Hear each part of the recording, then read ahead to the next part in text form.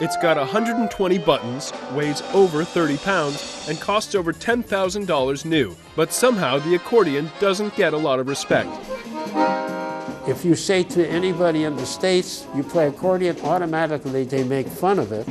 We won't go into the jokes or anything like that. Art Van Damme, one of the pioneers of jazz accordion, is on his second trip to a country where people are more likely to worship the instrument than to joke about it, Russia. The audience is unbelievable here. I get a standing ovation before I even start playing. In other parts of the world, one accordion in a room might be considered too many. But at the GNESIN School of Music in Moscow, it's not unusual to see more than a dozen of them playing together. Keyboard accordions and button accordions, the Russian bayan. The Bayan Accordion Orchestra pumps out a wide variety of music with a definite fondness for swing. Don't tell these teenagers their choice of instrument isn't cool. The GNESIN Academy has one of the best accordion faculties in the world, which is why 23-year-old Dima Pominov moved 2,000 miles from Siberia to study in Moscow. The accordion, yes, it's a special instrument, but it's also unusual. The Russian people are more accustomed to the bayan because the bayan is associated with the Russian folk music.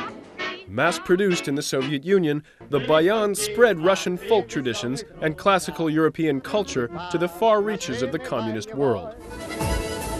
Modern-day bayan music has come a long way since the days of Lenin. It may not always be playing in the most prestigious places, but it's never far from the spotlight. At the Kremlin State Concert Hall, Russia's most celebrated accordion player is rehearsing for a sold-out show.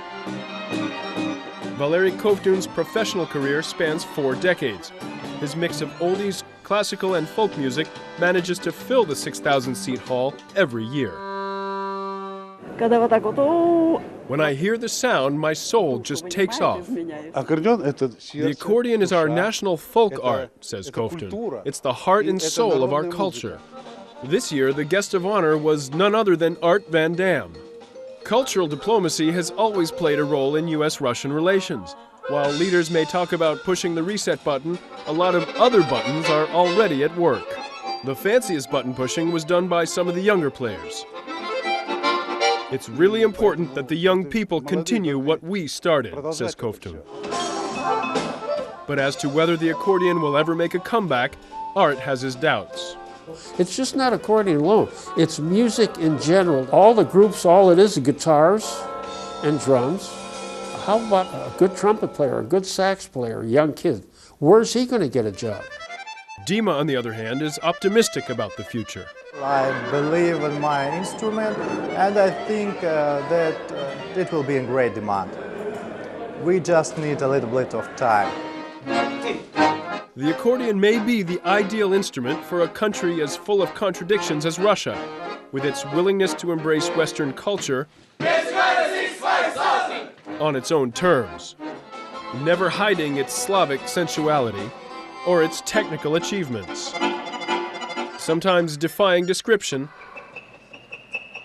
but always capable of embracing the gamut of human emotions.